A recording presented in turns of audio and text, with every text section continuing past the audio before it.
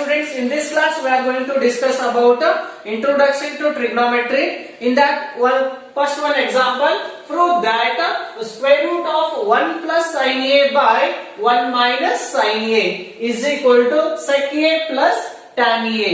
Here they are given that root of 1 plus sin A by 1 minus sin A. This one we have to prove that it is equal to the sec A plus tan A. Now here we have to take that LHS, then we have to prove the RHS. LHS is given, LHS is root of 1 plus sin A. 1 plus sin A by 1 minus sin A. 1 plus sin A by 1 minus sin A. Now here in this example, there it is in the form of fraction.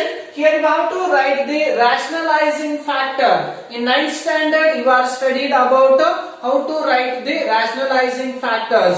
Now here you have to write the rationalizing factor of this denominator. Then denominator is 1 minus sin A. It is the example of a binomial. In rationalizing factor, if the given example is a binomial, only we have to write the opposite sign. Then rationalizing factor of this denominator is 1 plus sin A. Because of it is an example of binomial, write the opposite side. 1 minus sin A, it becomes 1 plus sin A. Multiply the rationalizing factor on the both side. Here we have to multiply this rationalizing factor both sides. Then it becomes 1 plus sin A. 1 plus sin A by 1 plus sin A. Multiply rationalizing factor on the both sides. They are given 1 plus sin A by 1 minus sin A.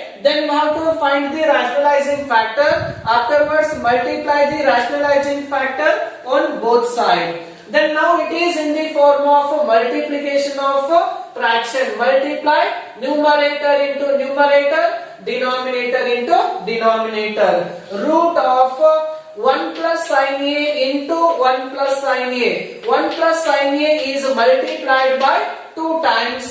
Then it is written as 1 plus sin A is multiplied by 2 times. Then it becomes 1 plus sin A whole square. Dividing by, this is in the form of identity. A plus B into A minus B. A plus B into A minus B is equal to A square minus B square. A in place of A, it is a 1. In place of B, they are given sin A. A square means 1 square minus B square means sin square A. Now it is in the form of identity A square minus B square. Then next root of 1 plus sin A, 1 plus sin A whole square, whole dividing by 1 square is 1 minus sin square A. 1 minus sin square A. We know that whole root of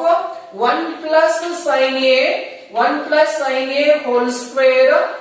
Then next whole dividing by 1 minus sin square A. According to the trigonometric identities, 1 minus sin square A is equal to cos square A, or cos square A is equal to 1 minus sin square A. In place of 1 minus sin square A, here we have to write it as cos square A. Because of, according to the trigonometric identities, it becomes 1 minus sin square A is becomes cos square A. Now this square root symbol is belongs to the both the terms.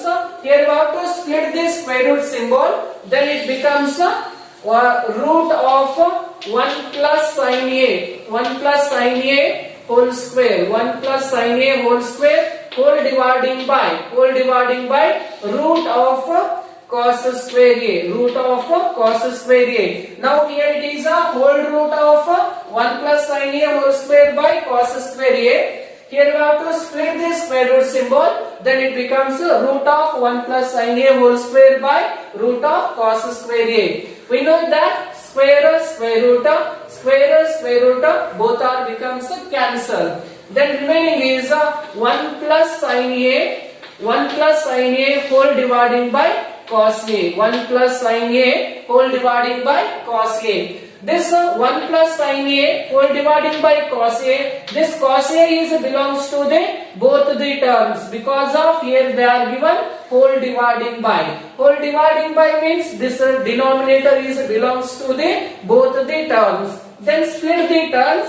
1 by cos A, 1 by cos A plus sin A by cos A, means this cos A is belongs to the both the terms. We know that according to the inverse of trigonometric ratios, 1 by cos A is equal to sec A. Sec A, inverse of sec A is 1 by cos A. Sec A plus, then sin A by cos A. Sin A by cos A is equal to the tan A. Cos A by sin A is equal to cot A. Like that, sin A by cos A is equal to tan A. Now it is the proof of this answer.